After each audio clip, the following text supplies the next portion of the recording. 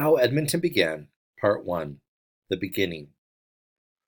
Long, long ago, there was nothing here but trees, grass, forest animals, and the river. And there were some people. The only people who lived here were the First Nations people.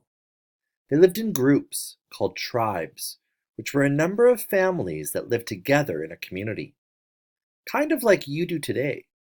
However, they did not live in one place all year, every year, like you do. They had to move throughout the year, and the reason for that was food. They did not have stores that you could go to. They did there were no stores to buy food or clothes or anything. They had hunted for food to survive, and the animal that they used most for their food, for their shelter, and for their clothing, it never stayed in one place for too long. This animal was the bison.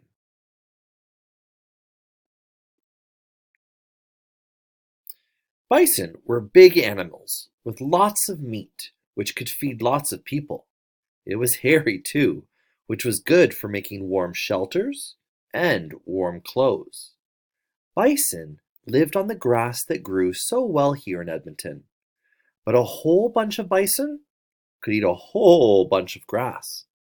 So, when they ate all the grass in one place, they would move to another place with lots of grass.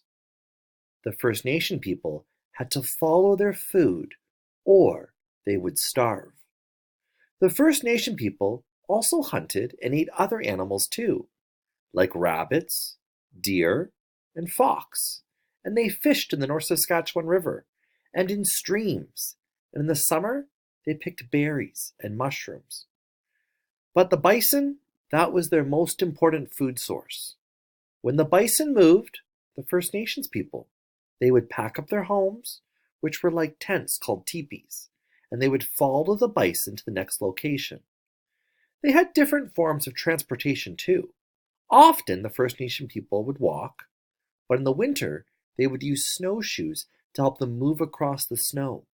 They would pull all their possessions and sometimes their young children and elderly in toboggans.